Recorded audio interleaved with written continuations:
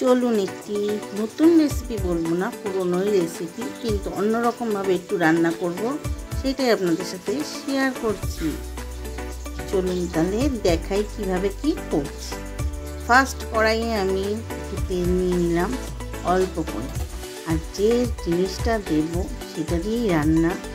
গোবিন্দভোগ চাল একটু ধুয়ে শুকিয়ে জল ঝরতে দিয়েছিলাম শুকনো করার জন্য, সেটাকেই কড়াই আমি ভালো করে ভেজে নিয়ে তুলে রাখবো।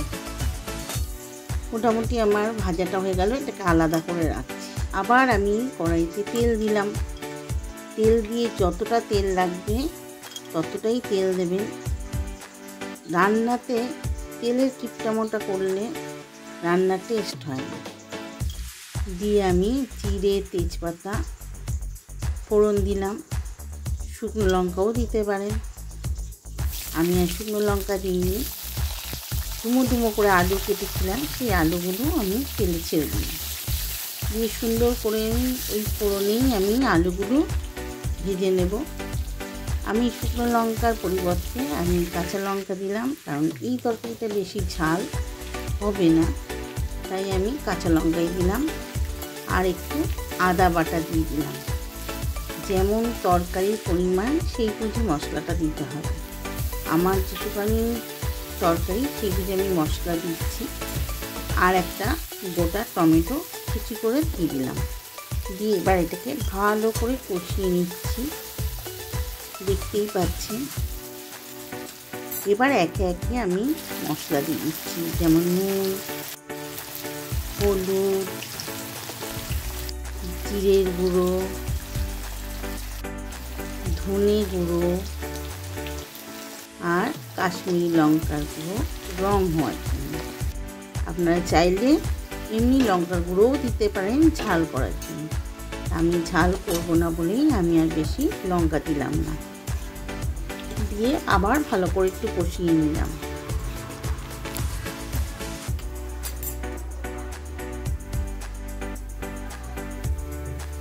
এবার স্লাইড একটু জল দিয়ে আমি আবার একটু কষিয়ে নিলাম, যেন মশলাটা পুড়ে না যায়।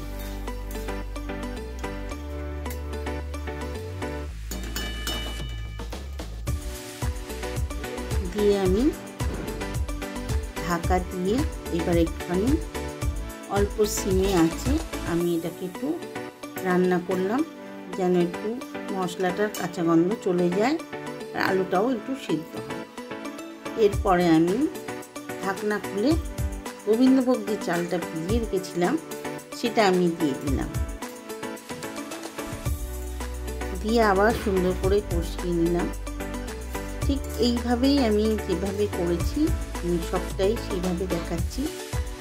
খেতে খুবই সুন্দর হয়, আর নিরামিষ রান্না মোচার তরকারি বলে কথা। আবার একটুখানি জল দিলাম, কিন্তু যে জলটাই দিচ্ছি সেটা আমি একটু গরম জল দিচ্ছি, তাহলে তরকারিটা গরম জল দিলে তাড়াতাড়ি আলুগুলো সেদ্ধ হয়ে যাবে। দিয়ে আমি আবার একটু ঢাকা দিয়ে দিলাম।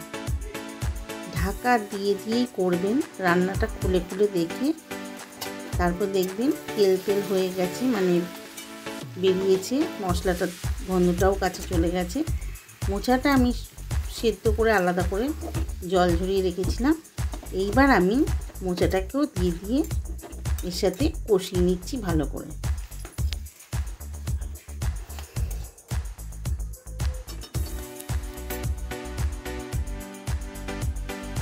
তারপরে আমি গরম জল দিয়ে দিলাম কষিয়ে। এইবার আমি এটাকে ঢাকা দিয়ে দেবো, না হলেও আঁচটাকে সিমে করে 15 মিনিট। তাহলে কি সিমে রান্নাটা করলে আরও সুন্দর সেদ্ধও হবে, আর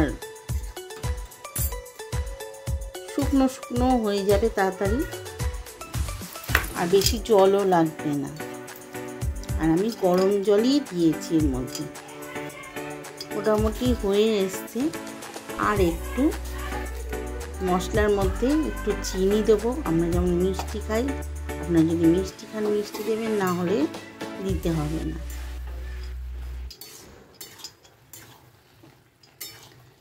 দিয়ে আবার একটু ভালো করে নাড়াচাড়া দিয়ে নিলাম।